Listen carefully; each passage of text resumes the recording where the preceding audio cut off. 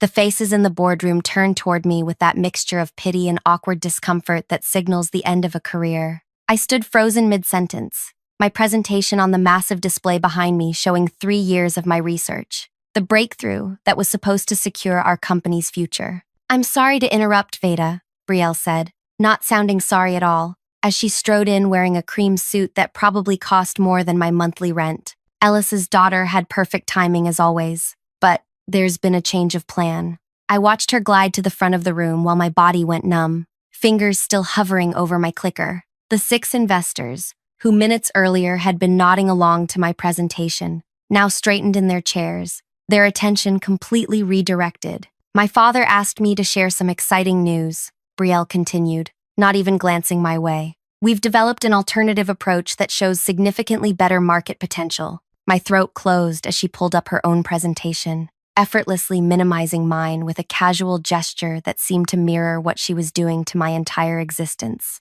The room's attention shifted completely as my work disappeared from view. "We don't need your ideas anymore," she said to me, her voice low enough that only I could hear as she passed by, then louder, to the room. "Veda's work laid important groundwork, but we're taking a more innovative direction." I stood there, invisible now, as she showed slides that looked suspiciously like concepts I'd discussed during late nights in the lab. Concepts I'd never formally presented but had written in my personal notebooks. Concepts that somehow now belonged to her. When she finished, the room erupted in applause. Kieran, our lead investor, actually stood up.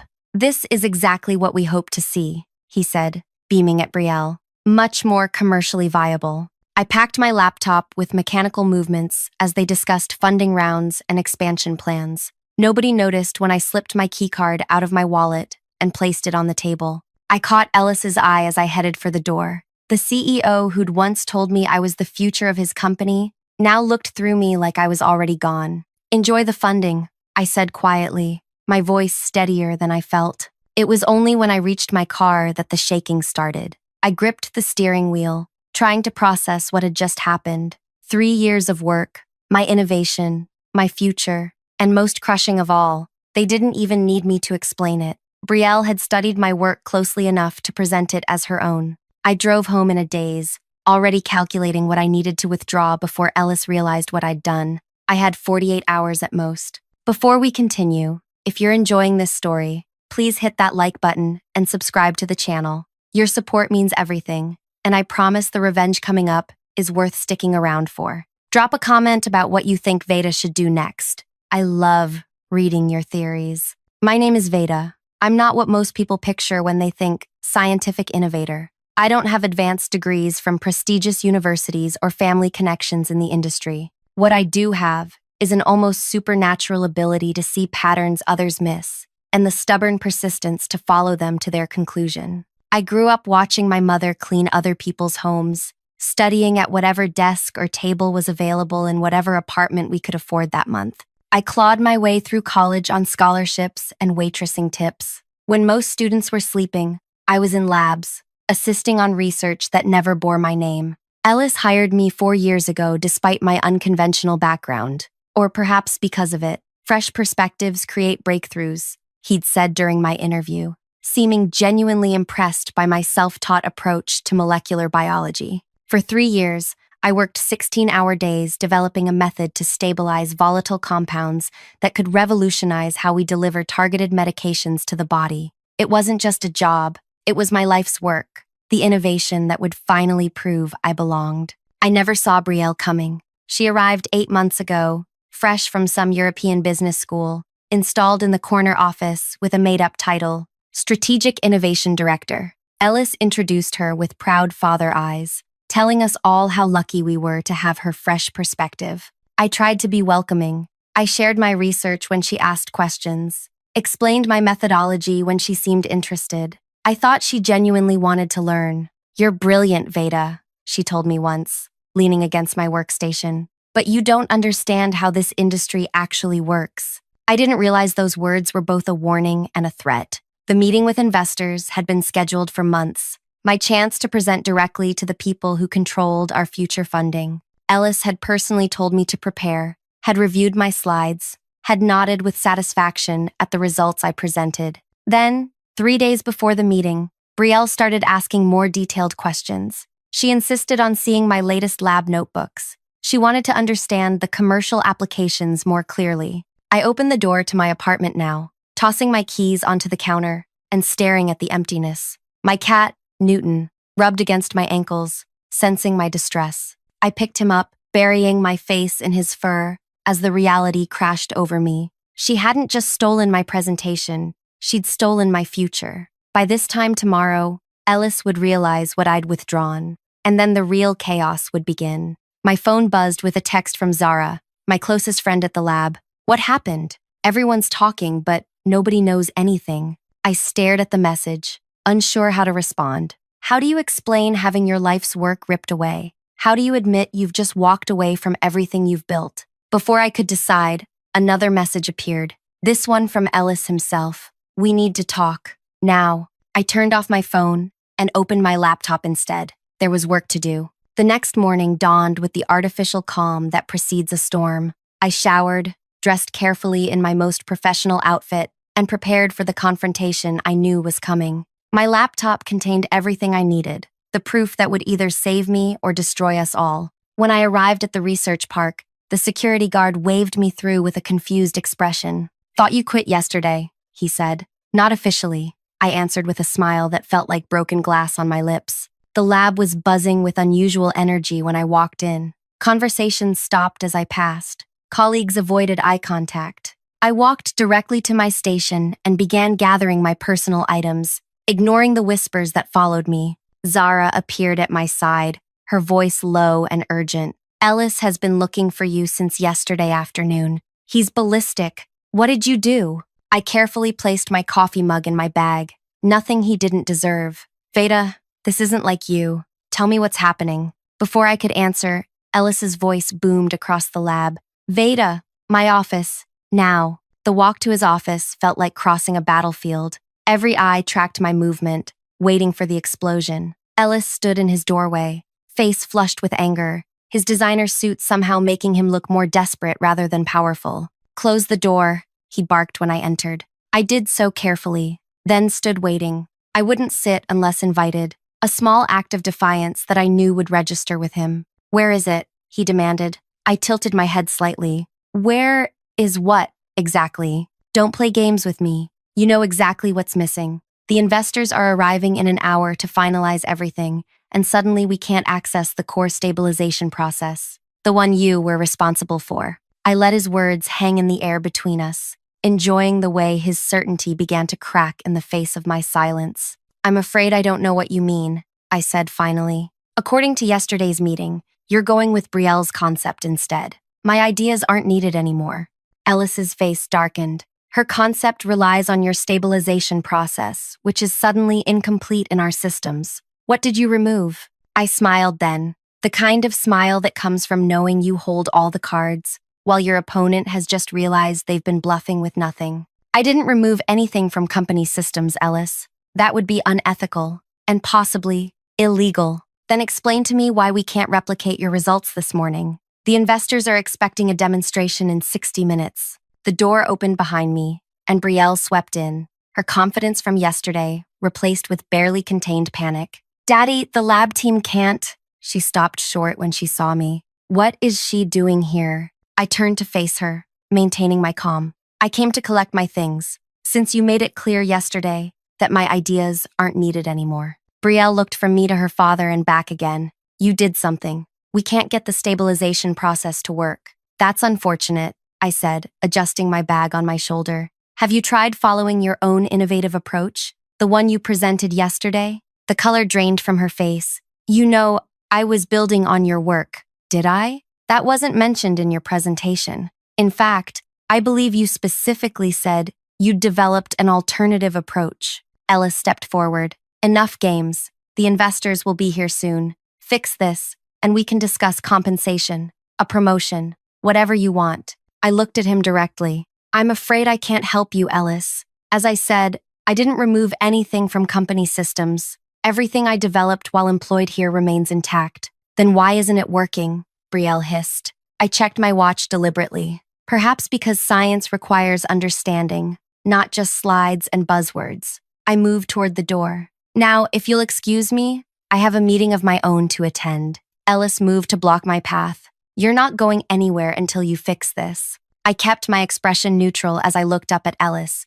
Are you physically preventing me from leaving? Because that would create a whole different set of problems for you. The implied threat hung between us. Ellis was many things: ruthless, calculating, privileged, but he wasn't stupid. After a moment, he stepped aside. His jaw clenched so tight I could almost hear his teeth cracking. This isn't over, he said. Actually, it is, I replied, walking past him. I quit yesterday, remember? When your daughter announced that my ideas weren't needed anymore. I felt their stares burning into my back as I walked through the lab. Colleagues who had been whispering minutes earlier now watched in stunned silence. Most would never dare to stand up to Ellis. His reputation for crushing opposition was legendary. As I reached the main door, Brielle's voice rang out, high and strained. She sabotaged us. She must have. I didn't turn around. I didn't need to see the expressions to know the damage was spreading. Doubt, confusion, fear. The investors would arrive to find chaos instead of confidence. The perfect presentation Brielle had delivered yesterday would crumble when they asked for demonstrations. Outside, I took my first deep breath since entering the building. The morning air felt cleansing after the suffocating tension. I checked my phone. 3 missed calls from unknown numbers, and a text from Zara. What just happened? I got into my car but didn't start it immediately. Instead, I watched the main entrance, waiting. 5 minutes later, Kieran arrived with 2 other investors. Their expensive cars and confident strides spoke of people accustomed to being catered to. They had no idea they were walking into a disaster. Another 10 minutes passed before my phone rang. A number I didn't recognize. I let it go to voicemail. 30 seconds later, it rang again. Same number. This time, I answered. Veda speaking. This is Kieran Walsh. His voice was tight, controlled. We need to talk. I'm listening. Not over the phone. Where are you? I looked at the glass building gleaming in the morning sun. Close by. Meet me at the coffee shop across the street. 5 minutes. He hung up without waiting for my response. I smiled at my reflection in the rearview mirror. Right on schedule. When I entered the coffee shop, Kieran was already seated in a corner booth, as far from other customers as possible. His normally immaculate appearance showed signs of strain, tie slightly askew, a faint sheen of sweat on his forehead. I ordered a coffee before joining him, taking my time, establishing control of the interaction through unhurried movements. What happened in there? He demanded, when I finally sat down. I sipped my coffee. You'll have to be more specific. Don't play games, Veda. Yesterday, Brielle presents a revolutionary stabilization process. Today, nobody can make it work, and Ellis looks like he's about to have a stroke. That sounds stressful for them. Kieran leaned forward. 6 investors are ready to commit $80 million in funding, but not if this is smoke and mirrors. I nodded thoughtfully. Interesting dilemma. What do you want? He was direct now, recognizing negotiation when he saw it. Want to fix this, to make the process work, like it did in all the preliminary reports we reviewed. I'm not employed there anymore. That can change. He pulled out his phone, scrolling briefly. Your salary was what, $110,000? We can triple that, plus stock options. I shook my head. You're negotiating for the wrong company, Kieran. His eyes narrowed. What does that mean? It means I'm not interested in going back to work for Ellis. Then what do you want? I took another sip, letting him wait for my answer. You're investing in a specific innovation, correct? A molecular stabilization process that allows for targeted delivery with minimal degradation? Yes. And you've verified that this process works? That it's reproducible? He shifted uncomfortably. The preliminary data was compelling, but this morning, suddenly nobody can make it work. I said, doesn't that concern you? It would concern me more if I didn't think you were behind it somehow. I smiled. That's quite an accusation. Am I wrong? Let me ask you something, Kieran. In yesterday's presentation, who did Brielle say developed this process? He frowned, thinking back. She presented it as the company's innovation, her team's work. Her team. I nodded slowly. Interesting. His expression changed as understanding dawned. I'm saying you should be very careful about where you put $80 million. I stood up, leaving my coffee half finished, especially when the person presenting can't actually deliver what they're selling. Wait. Kieran reached for my arm, but stopped short of touching me. We need to continue this conversation. I agree, but not here, and not now. I handed him a business card, blank, except for a phone number. Call this number at 3 p.m. today, if you're interested in seeing what actually works. I left him sitting there, staring at the card in his hand. By the time I returned to my apartment, my phone was lighting up with messages. The lab was in complete disarray. Technicians couldn't replicate results that had been consistent for months. Brielle was blaming faulty equipment. Ellis was threatening everyone with termination if they didn't fix it. Zara texted, "Ellis just fired Darren for suggesting the process might be flawed. What is happening? What is happening?" I didn't respond. Instead, I opened my laptop and began preparing for my 3 p.m. meeting. Everything needed to be perfect. At 2:30, my doorbell rang. I checked the security camera, surprised to see Ellis standing there, alone. His car idled at the curb, no driver visible. He'd come himself. I considered ignoring him but decided against it. This confrontation was inevitable. When I opened the door, he looked older than he had that morning. The powerful CEO was showing cracks. "May I come in?" His voice lacked its usual commanding tone. I stepped aside, allowing him entry, but saying nothing. He glanced around my modest apartment, taking in the stacks of scientific journals, the small desk cluttered with notes, the cat watching warily from atop a bookshelf. "The investors walked out," he said finally. "I'm sorry to hear that." "No, you're not." There was no anger in his voice now, just exhaustion. "You planned this." "I planned nothing, Ellis. I simply quit after being publicly humiliated and having my work stolen." He winced at my directness. Brielle was overzealous. "She shouldn't have presented without acknowledging your contributions."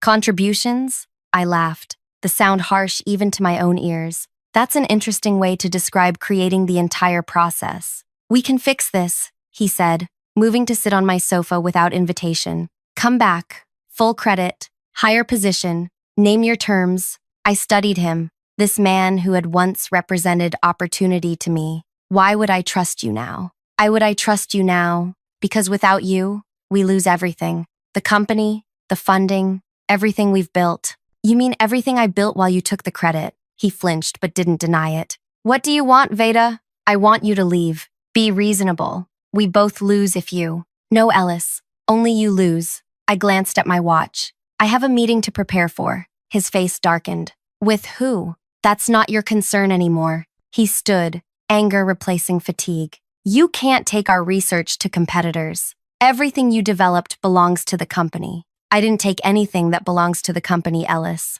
I promise you that." His eyes narrowed. "Then why can't we make it work?" I opened the door, indicating our conversation was over, perhaps because science is complex, and not everything can be stolen with a flashy presentation. As he stepped toward the door, his phone rang. He checked it, his expression shifting from anger to concern. "We're not finished," he said, answering the call as he walked out. I closed the door behind him, leaning against it for a moment. My hands trembled slightly. Confrontation had never been my strength, but I was beyond caring about comfort now. At 3 p.m., exactly, my phone rang. "Hello, Kieran," I answered. "Have you decided if you're interested in seeing something that actually works?" "I'm listening," he replied, "but I'm not alone." "Who's with you?" "The entire investment group.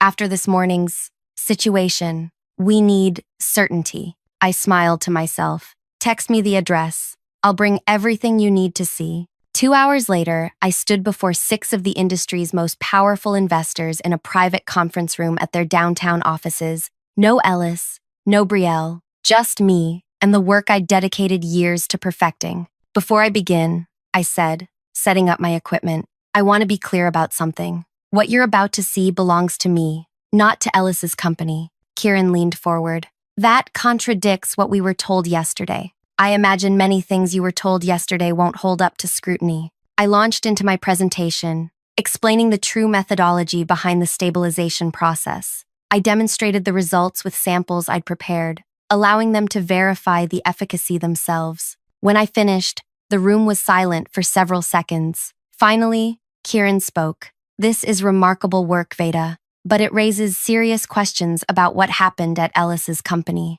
"I can answer those questions," I said. "But first, I need to know if you're interested in funding the actual innovation, not just a presentation about it." Another investor, Amara, spoke up. Are you saying you've established your own company? I have. As of 3 weeks ago. Kieran's eyebrows rose. 3 weeks? Before yesterday's presentation? I nodded. I sensed which way the wind was blowing. And the process? The intellectual property? Belongs to me personally. Developed through independent research. Conducted outside company hours. Using my own resources. Ellis will fight that claim, Amara said. Let him try, I replied, sliding a folder across the table. This contains documentation of every step I took to protect my work, verified by independent legal counsel. Kieran opened the folder, scanning its contents with growing interest. You've been planning this for months. I've been protecting myself for months, I corrected. There's a difference. And what exactly happened this morning?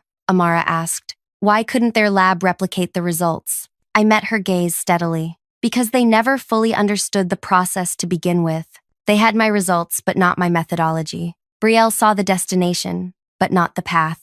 That's devastating for them, Kieran said slowly. Yes, I agreed. It is. The investors exchanged glances, a silent conversation happening above the polished conference table. I remained standing, calm despite the butterflies in my stomach. This moment would determine everything. We need to discuss this privately, Kieran finally said. I nodded, gathering my materials. Of course. No, Amara interrupted, raising her hand. Stay, please. I have more questions. I paused, caught between the impulse to give them space and the need to maintain momentum. Your documentation shows you developed this innovation independently, she continued, tapping the folder. But you were employed by Ellis during this time. Most contracts have clauses about intellectual property. Mine did as well, I acknowledged, which is why I was careful to develop the critical components on my own time, with my own equipment. The lab results they have show a version that works, but not the refined process I've developed since realizing what was happening.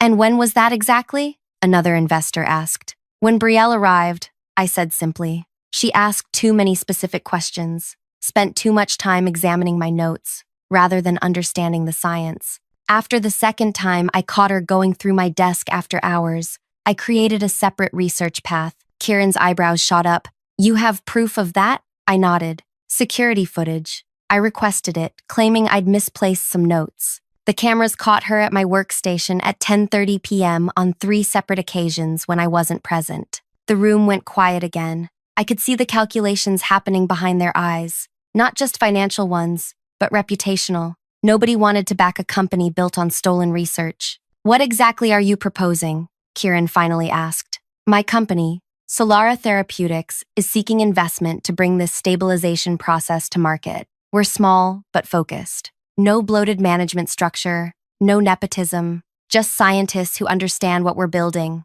And your team is? Currently 4 people, including myself, all experts who left Ellis's company in the past year due to. I paused, choosing my words carefully. Leadership concerns. Amara nodded slowly. You've been planning your exit strategy for some time. I've been protecting my work. I corrected again. The exit became necessary when it became clear my contributions wouldn't be respected or acknowledged. One of the quieter investors leaned forward. What makes your process different from what we saw yesterday? In layman's terms. I appreciated the question. This was my element, the science itself, not the politics around it. Imagine trying to deliver medicine to a specific part of the body. Traditional methods are like throwing darts blindfolded. Some might hit the target, but most scatter elsewhere, causing side effects. My process creates what you might call a guided missile system. The medication remains stable until it reaches exactly where it's needed, then activates precisely. And the applications? Cancer treatment initially, delivering chemotherapy directly to tumors without damaging surrounding tissue. Eventually, the platform could work for neurological conditions, autoimmune disorders, anywhere we need targeted treatment. The energy in the room shifted. This wasn't just about corporate drama anymore. It was about potential that transcended it. We need to verify your claims independently, Kieran said, his voice carrying new respect. I welcome that, I replied. In the meantime, Amara added, I suggest we pause our discussions with Ellis's company. The meeting concluded with handshakes and promises of follow-up discussions. As I packed my presentation materials, Kieran approached me privately. Ellis called me 6 times today, he said quietly. I continued organizing my papers, That's unfortunate. He claims you stole research. That would be projection on his part. Kieran studied me for a moment. You knew this would happen. All of it. I met his gaze. I knew what kind of people I was dealing with. The rest was just paying attention. As I left the building, my phone vibrated with a text from Zara. Total meltdown happening. Ellis firing people left and right. Brielle locked herself in the bathroom crying. What did you do? I didn't respond. Some things were better explained in person. When I reached my car, another message appeared. This one from Ellis himself. This isn't over. You've made a serious mistake. I stared at the words, feeling not fear, but a strange calm. The threat was expected, predictable, like everything else about Ellis when you understood what motivated him. That evening, I met Zara at a quiet restaurant across town, away from anyone who might recognize us. She arrived looking exhausted, her lab coat exchanged for a sweater that couldn't hide the tension in her shoulders. I've never seen anything like today, she said immediately, not even waiting to sit down. Ellis completely lost it. He threw a chair through his office window. Is everyone okay? Physically? Yes. Professionally? Half the senior staff resigned on the spot. The rest are updating their resumes. She leaned in. The investors pulled out completely. All of them. I nodded, unsurprised. You did something, she continued, studying my face. You know exactly what happened. I protected myself and my work. How? I smiled slightly. By understanding people's motivations. Ellis wants status and control. Brielle wants to prove herself to her father without doing the work. The investors want a return without risk. And you? What do you want? Recognition for what I built, and never to feel as powerless as I did in that boardroom. Zara sat back. You're starting your own company, aren't you? Already started. 3 weeks ago. Her eyes widened. Before the presentation? I saw where things were heading.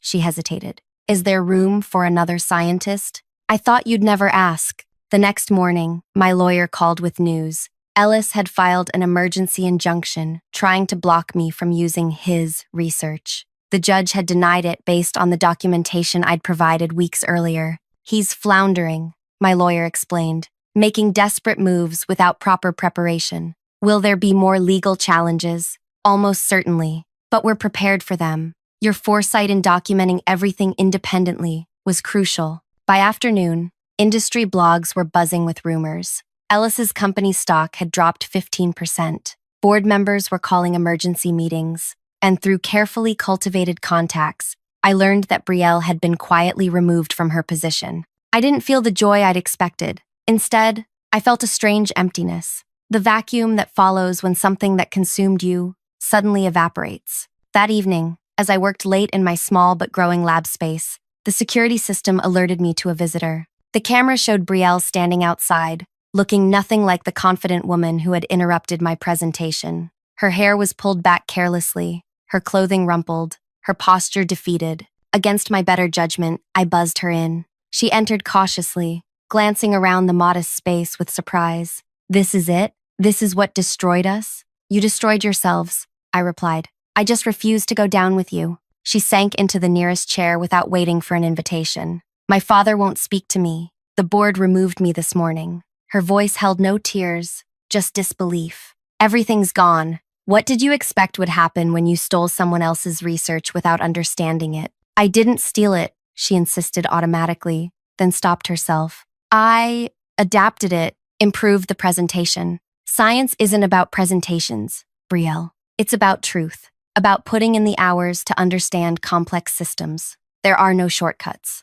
She looked up at me, and for the first time, I saw past the privileged exterior to the insecurity beneath. How did you do it? How did you know what would happen? I paid attention to details, to patterns, to people. While you were studying my notes, I was studying you. She winced at the directness. The investors are talking to you now, aren't they? I nodded. They won't invest in my father's company even if I'm gone? The damage is done. Trust, once broken, is nearly impossible to restore. She stood suddenly. I didn't come here for sympathy. I came to understand what happened. Now you do. As she turned to leave, she paused at the door. You planned all of this from the beginning. No, I corrected. I simply created options for myself, while you and your father eliminated yours. After she left, I sat alone in the lab, surrounded by the equipment I'd purchased with my own savings. The space was small compared to Ellis's state-of-the-art facility, but it was mine.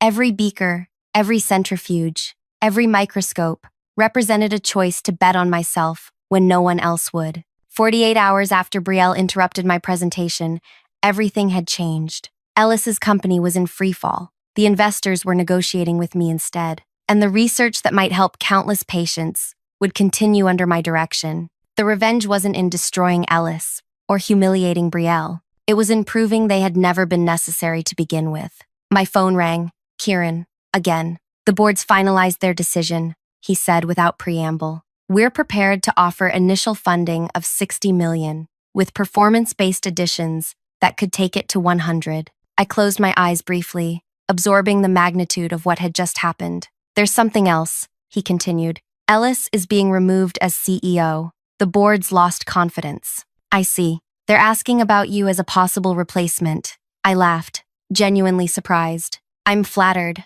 but no, I'm building something of my own now. I thought you might say that. Worth asking, though. When we hung up, I walked through the quiet lab, running my fingers over equipment that represented not just scientific tools, but freedom. The freedom to work on my own terms, to be recognized for my contributions, to never again stand silently while someone else took credit for my life's work. The next morning, a courier delivered a package to my apartment. Inside was a lab notebook, my original one, the one that had disappeared from my desk months earlier. A small note accompanied it, written in Ellis's distinctive handwriting. You've won. Was it worth it? I closed the notebook, feeling the weight of years of work in my hands. Was it worth it? The question lingered as I prepared for my day, for investor meetings, for the beginning of something new. The answer came later that afternoon when I walked into our expanded lab space, where Zara and 2 other scientists were already setting up equipment. They looked up as I entered,